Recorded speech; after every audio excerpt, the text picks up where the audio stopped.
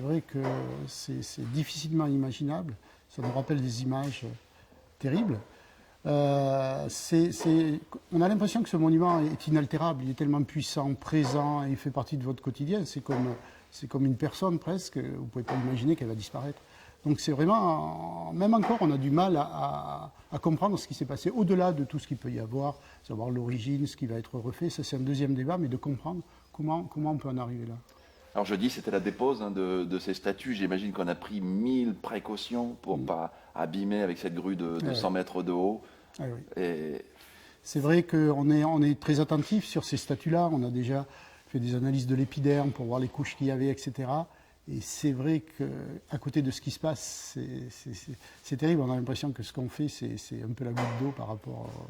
Alors effectivement, cet incendie, il a sûrement une origine qu'on ne connaît pas pour l'instant, mais qui est peut-être, qui peut servir. Je crois qu'il faut positiver les choses, qui peut servir pour justement éviter que ça se reproduise, que l'on ait je sais pas, des solutions un petit peu qui soient automatiques pour les incendies, parce que quelle que soit l'origine, c'est un incendie. Et l'incendie, effectivement, on peut peut-être l'éteindre par des moyens un petit peu qui soient automatisés.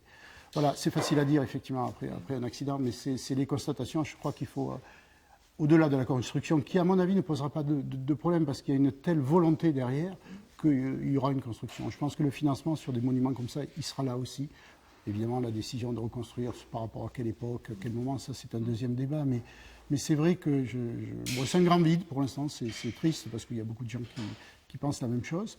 D'autant plus qu'on était dessus il y a une semaine encore, oui, quand on a déboulonné ces statues, qu'on les a amenées là. C'était une opération presque à haut risque. Ouais. Quand vous les avez déposées, ces statues, vous avez dû faire attention de ne pas heurter telle pierre ou telle pierre. Aujourd'hui, il existe une telle partie de la charpente.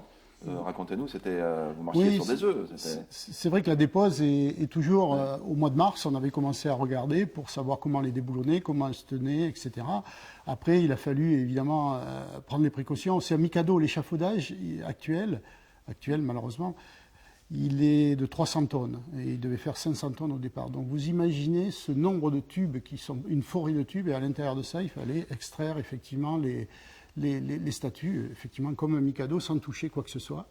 Donc la facilité, ça a été le fait qu'elles soient très légères et qu'au-delà de ça, leur système de fixation était un boulonnage assez simple à démonter. Donc ça a été. Mais le contexte, et là je comprends un peu ce qui s'est passé au niveau des pompiers, c'est que le contexte est compliqué pour installer la grue. Ça a été très très compliqué parce qu'on est dans comme tout le monde le sait, sur une île, et c'est très difficile d'y accéder. Et puis les rues autour, il y a des maisons très proches, c'est assez compliqué. Je pense que c'est quelque chose qui a été difficile, oui, pour les pompiers aussi, mais pour nous, l'installation a été difficile. Et puis voilà, elles sont venues là. On ne pensait pas qu'on faisait partie de... On pensait bien sauver un peu le patrimoine, mais juste en restauration. Mais là, elles ont échappé, effectivement, à une disparition totale, parce qu'elles sont en cuivre, comme le coq, malheureusement, qui était au sommet de la flèche, qui, lui, a disparu, à mon avis. Donc voilà. Qu'est-ce qu'elles vont devenir, ces statues? Qu'est-ce que vous allez les garder le temps qu'on reconstruise? Comment ça va se passer? C'est peut-être un peu tôt, mais...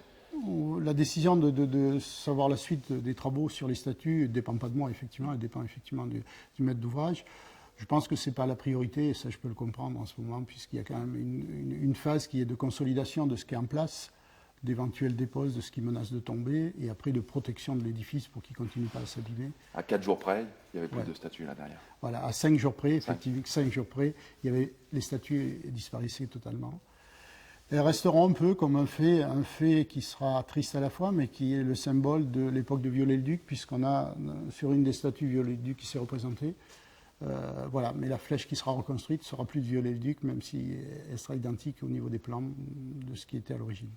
Vous qui avez été dans les grands chantiers, la Carré des Glaces à Versailles, etc., les personnes les Béotiens comme moi, on ne peut pas, on se dit que quand même la sécurité sur les chantiers, dans ces monuments, ça devrait quand même être une priorité. Ouais. On a du mal à comprendre, on ne sait pas.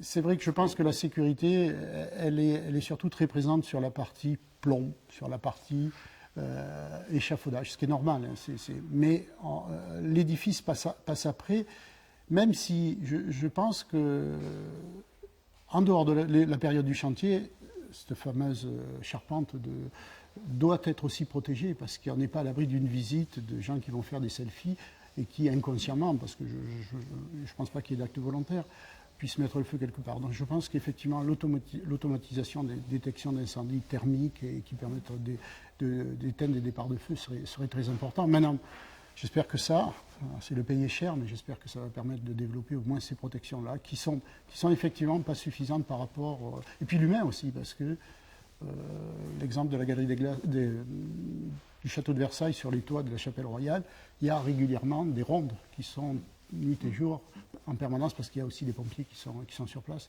Donc ça limite effectivement l'accident.